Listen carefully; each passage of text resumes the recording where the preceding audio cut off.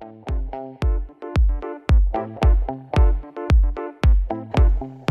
and welcome to Abstract AF. I'm Sneha Jaswal and I'm going to be reviewing 10 books under 10 minutes. So let's get to it. Number 1, The Great Passage by Japanese author Shion Mura, which is all about the business of dictionary making. It follows a bunch of dedicated professionals who are trying to make an incredibly massive dictionary that requires a lot of work. And honestly, while reading the first few pages, I thought that I'll probably stop reading it midway and that it's going to be boring, but to my surprise, it turned out to be a very enjoyable reading experience. It took me a lot of days to finish it, but it was something that I liked reading before going to bed. While plot-wise, it isn't exactly an exciting pick, there are no plot twists, no villains, and definitely no drama. It's a tribute to the invisible men and women who put their blood and sweat to produce something that might leave a lasting legacy. The only problem for me with this book was that because it's about a dictionary, there are a lot of words, and there are these Japanese phrases whose meanings get lost in translation, so I feel like the book will be a lot more meaningful for native Japanese readers in the Japanese language.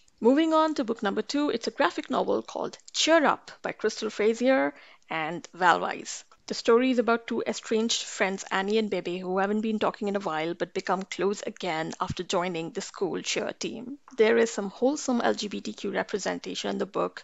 One of the primary protagonists is the only trans girl in her school, and she is also a cheer captain, and all the girls around her are extremely supportive in her journey.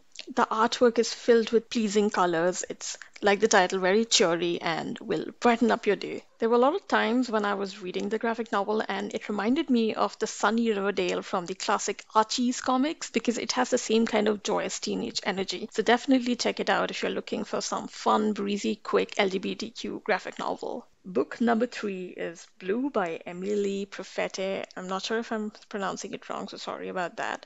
But yeah, back to the book. This was a tough read. I honestly couldn't finish it after reading about 50 to 60% of the book, despite the fact that it's a really small fiction novel. The writing is actually quite beautiful. It's very poetic and feels like an extremely long poem that goes on and on and on. There's just no coherent narrative, and things start to feel repetitive. I'm sure that a lot of people who like abstract writings that are poetic in nature would enjoy this book, but it didn't work for me. There is no plot as such, and the narrator just keeps talking about the people in her life and what it's like to be growing up in a country where women are treated like second class citizens. While I wouldn't recommend it, check it out if it sounds like something you would enjoy. Moving on to book number 4, Anne of Green Gables, the graphic novel adaptation by Maria Marston, which is illustrated by Brenna Thumler. If you haven't read the original, definitely check this out. It has gorgeous illustrations, and the protagonist, Anne, is an orphan who's adopted by a pair of siblings, and they discover that not only is she extremely chatty and dramatic, but also very intelligent, empathetic, and, well, just a darling. You'll fall in love with Anne. Or at least I did. And even though the graphic novel is not able to capture the complete essence of the original work, I feel like it's still a very enduring tribute and worth a read. Book number 5 is called Nowhere to be Found by Korean author Bae Sua. Again, this was a small, quick novel, yet I didn't really enjoy reading it. Even though I did finish reading it, it's set in the 1980s. It has a nameless narrator who talks about different people and things in her life and how she has to work two jobs and starve half the time if she wants to make enough money and help her poor family out. Even though she talks about an abstract boyfriend, her mother, her sister, her father, her brother, her interactions or relationships with the people in her life are barely scratched, and by the end of the novel, you just feel like you don't know the narrator at all.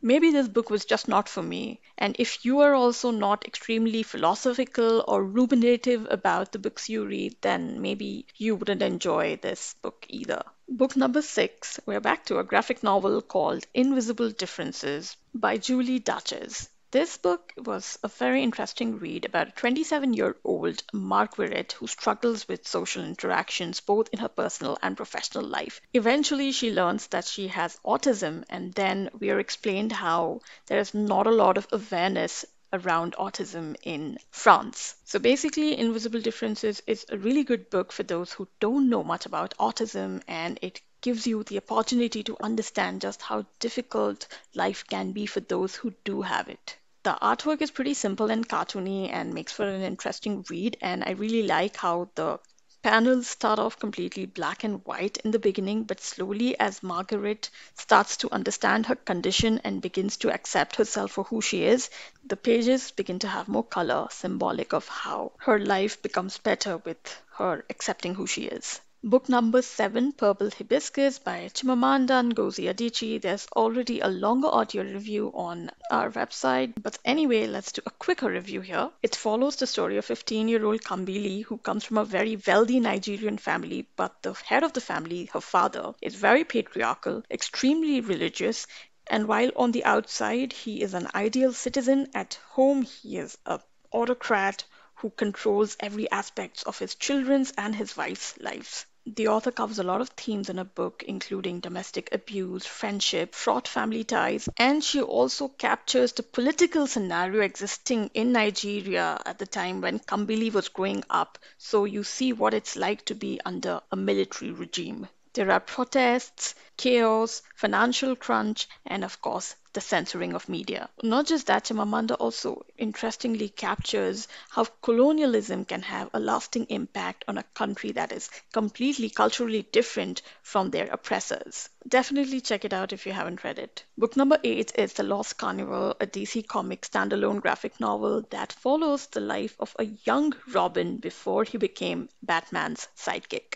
Now, I feel like DC fans are going to be massively disappointed with this work because it is extremely different from how Dick Grayson is portrayed in the Batman comics. And also, there is elements of magic and mysticism in this graphic novel, which makes it a very bizarre kind of a read. It's just that the story is not very interesting. It's about how Robin or Dick Grayson meets a mysterious girl and well, there is a brief rushed romance and things end. Like just when you think that maybe the story was getting interesting, the graphic novel is already over. I do think that the artwork was really good, but if that is not something that matters to you a lot, then you can skip this one. Book number 9 is called In Vitro, another graphic novel by William Roy, and it follows the journey of a couple trying to have a baby, and when all their attempts fail, they finally decide to go for in vitro fertilization. So this book is told from the point of view of a male protagonist and is filled with biological terms and details about how IVF works. It's a decent read for those who want to learn more about IVF because it's in comic book style, so a lot more interesting than a standard biological handbook. But if seen as a fictional work meant for entertainment, I feel like it really needed to have a dual perspective where even the woman would tell readers what she is going through. Okay, now to the last book. It's called Genderqueer by Maya Kobabe. Again, there is a longer audio review on our website, so I'll keep it short. It essentially tells the story of Maya's confusion as a child with gender and how, luckily for her, her parents never boxed her into gender roles or ever told her, hey, this is what a boy does or this is what a girl does. It's important to note that this is a memoir, so Maya Kobabe is telling her story, and just because she feels a certain way about things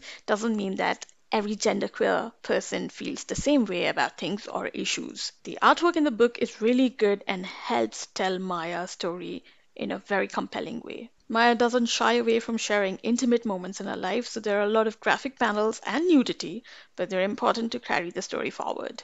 Pick this book up if you don't know what people mean when they say, hey, I'm non-binary. And that's it, we're done. Please subscribe to our channel, and those were 10 reviews under 10 minutes. Talk to you the next time.